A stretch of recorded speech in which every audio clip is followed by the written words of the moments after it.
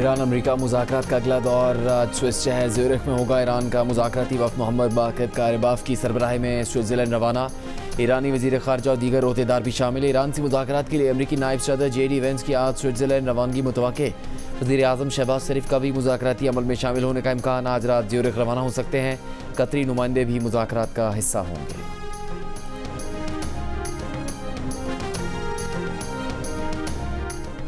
वफाकी वज़ीर दाखिला मोहसिन नकवी की तेहरान में ईरान के सदर मसूद पेज़ेश्कियान से मुलाकात। वज़ीर ख़ारजा अब्बास अराग़ची और वज़ीर दाखिला इस्कंदर मोमनी से भी मुलाकात की।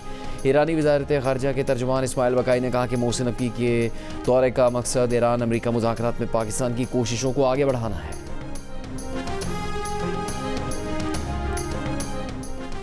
इसराइली वज़ीर आज़म नेतन्याहू का इसराइली फ़ौज को जनूबी लबनान में हमले रोकने का हुक्म। इसराइली मीडिया के मुताबिक नेतन्याहू ने यह फैसला अमेरिका के साथ मशावरत के बाद किया।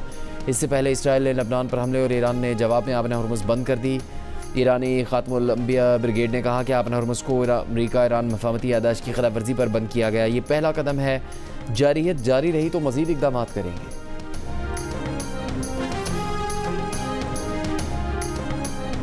अमेरिका और कतर का ईरान को $6 अरब देने का मंसूबा। रकम खुराक, दवा और ज़रूरी अशिया की ख़रीदारी के लिए होगी।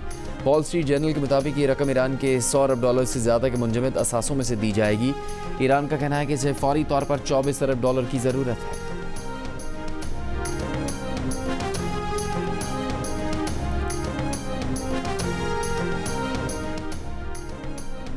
बनू के इलाके मरकबेरा में 2 धमाकों में 7 अफराद जाँ बहक, 3 ज़ख्मी हो गए। DPO के मुताबिक सड़क पर नस्ब बारूदी मवाद के धमाके की जद में आकर मुसाफिर वैन में सवार 5 अफराद जाँ बहक। धमाके के बाद इमदादी कार्रवाइयाँ जारी थी कि दूसरा धमाका हुआ जिसमें इमदादी कार्रवाई करने वाले 2 अफराद जाँ बहक हो गए।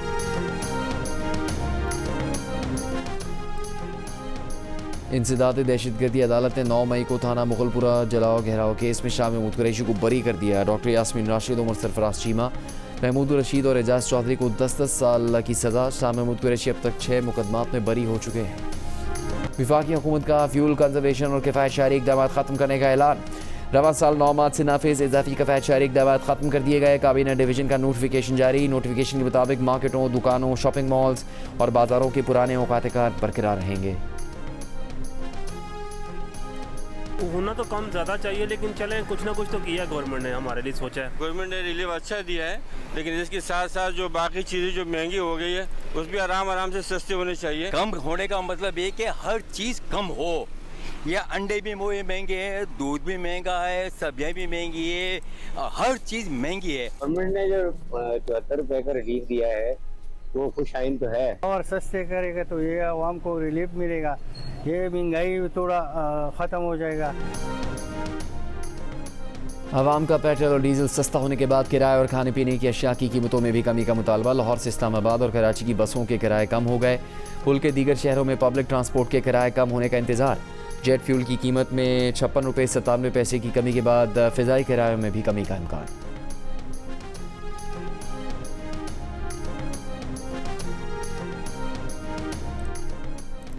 कौमी असम्बली की कायमा कमेटी बराए ख़जाना ने इस्लामाबाद में गाड़ियों पर टोकन टैक्स में इजाफे की मंजूरी दे दी। DC इस्लामाबाद के मुताबिक 1000 CC तक गाड़ियों पर वन टाइम 10,000 रुपये फ़िक्स टैक्स है। ताहम 2010 से पहले के मॉडल्स की 1000 CC गाड़ियों पर टोकन टैक्स 20,000 रुपये होगा। 1000 से 1300 CC तक गाड़ियों पर टोकन टैक्स इनवॉइस वैल्यू का 0.3% होगा। 2010 से पहले के मॉडल्स की गाड़ियों पर 2500 रुपये टोकन टैक्स बनेगा। 2010 के बाद वाले मॉडल की गाड़ियों पर 6200 रुपये टोकन टैक्स। पहले इन गाड़ियों का टैक्स 1500 रुपये था। हुकाम के मुताबिक मुजवज़ इजाफे से आइंदा माली साल के दौरान 5 अरब 20 करोड़ रुपये के इजाफी महसूलात हासिल होने की तवक्को है।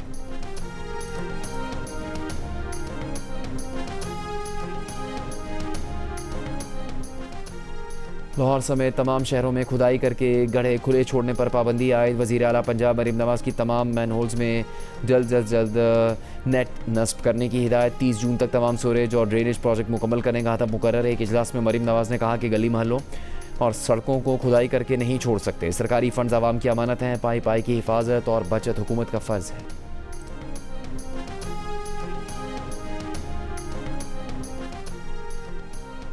वज़ीर आला खैबर पख्तूनख्वा सुहेल आफरीदी की ज़ेर सदारत इजलास में मुहल्ला में सिक्योरिटी प्लान का जायज़ा। सुहेल आफरीदी ने कहा शहरियों की जानो माल का तहफ़्फ़ुज़ अवलीन तरजीह है। अमन व अमान बरकरार रखने के लिए तमाम वसाइल बरोकार लाए जाएँ।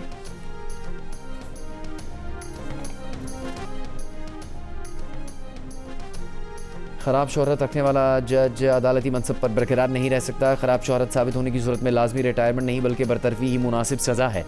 सुप्रीम कोर्ट ने वेल्सी में तैनात एक एडिशनल सेशन जज की बरतरफी से मुतालिक अहम फैसला जारी करते हुए करार दिया कि ख़राब शोहरत रखने वाला जज अदालती मनसब पर बरकरार नहीं रह सकता, ख्वाह इसके खिलाफ रिश्वत लेने का इल्ज़ाम साबित ना भी हो।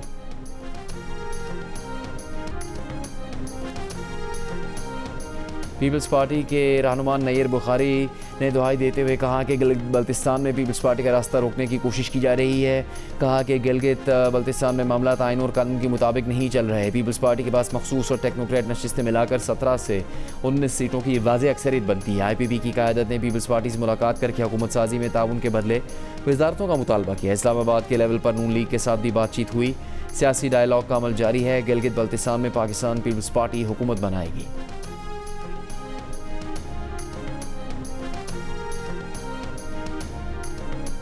हुकूमत की जानिब से रियायत के बावजूद आज़ाद कश्मीर में एहतजाज और तशद्दुद का गलत रवैया अपनाया गया। इस दौरान 17 लोग जान से गए।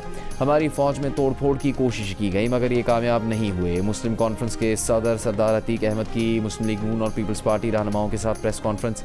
कहा, हमने हमेशा पुरअमन जद्दोजहद की, आज सारी दुनिया अमन के लिए पाकिस्तान की मोतरफ है।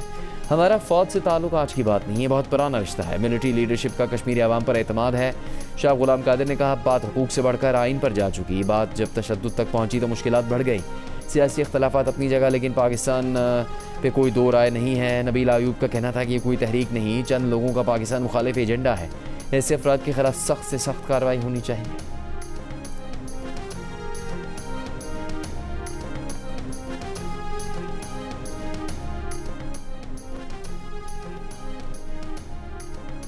वज़ीर ख़जाना मोहम्मद औरंगज़ेब की सेनेट और कौमी असम्बली के कायमा कमेटियों की बेशतर सिफारिशात को बजट का हिस्सा बनाने की यकीन दहानी हुकूमती इस्लाहात को मुआशी इस्तेहकाम की वजह करार दिया।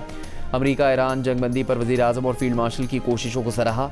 कौमी असम्बली में बजट पर बहस समेटते हुए कहा कि मौजूदा हुकूमत ने $14 अरब के महसूलात फ़क़त 2 साल में हासिल किए। ये 1988 से अब तक एक रिकॉर्ड और वज़ीर आज़म की बेहतरीन रहनुमाई का नतीजा है। मुल्की सनतें रवा दवा हैं। IT एक्सपोर्ट में 20% इजाफा हुआ है। वज़ीर ख़जाना ने बजट दस्तावेज़ात में तज़ाद के इल्ज़ामात को मुस्तरद कर दिया। कहा, इनके खिलाफ जमा करवाई गई तहरीक इस्तेहक़ाक़ हक़ाइक़ के बरअक्स और आदद शुमार के गलत तशरीह का नतीजा है।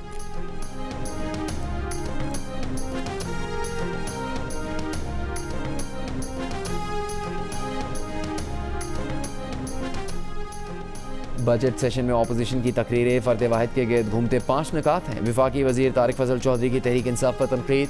कौमी असम्बली में कहा कि तहरीक इंसाफ के 5 निकात में बानी का इलाज, मुलाकात और शायरी शामिल है। इन्हें तकलीफ है कि अब गुड टू सी यू कहने वाली अदालतें मौजूद नहीं।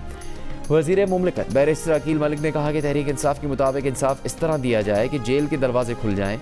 तमाम केसेस कानून और आइन के मुताबिक बने, किसी की ख्वाहिश पर नहीं। 3 से 4 बार उनको अस्पताल ले जाया गया, तिब्बी सहूलियात दी गई। एक शख्स के पीछे ना लगे, मुल्क और आवाम का सोचें। ईरान अमेरिका डील पर इसराइल की सिर्फ हुकूमत ही नहीं बल्कि इसराइली मीडिया भी अमेरिकी सदर डोनाल्ड ट्रंप से सख्त नाराज़। एक इसराइली मीडिया के प्रेजेंटर ने अपने तबसरे में अमेरिकी सदर के नाम के साथ हुसैन लगा दिया। कहा, यह डोनाल्ड ट्रंप नहीं है बल्कि डोनाल्ड हुसैन ट्रंप है।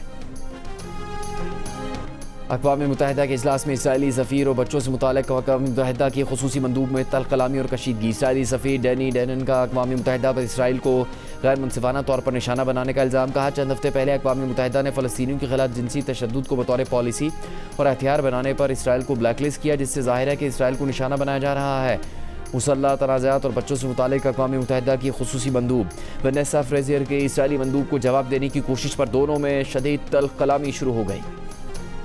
पाकिस्तानी सिनेमा के लिए एक और हम संग मील जियो फिल्म्स और फिल्म वाला पिक्चर्स की पेशकश। पाकिस्तान की पहली ज़ॉम्बी थ्रिलर फिल्म ज़ॉम्बिड ने अपना ऑफिशियल VFX ब्रेकडाउन जारी कर दिया। वीडियो में फिल्म के हैरानकुन बसरी असरात के पीछे होने वाली मेहनत, जदीद टेक्नोलॉजी और तख्लीकी अमल को पहली बार तफसील से दिखाया गया है।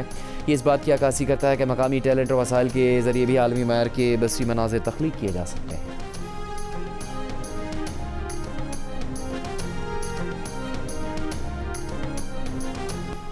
मारूफ सिंगर दुआ लिपा ने अदाकार कैलम टर्नर के साथ अपनी शादी की तस्वीर जारी कर दी। दुआ लिपा की खूबसूरत जोड़े ने उनके मदाहों का दिल मोह लिया।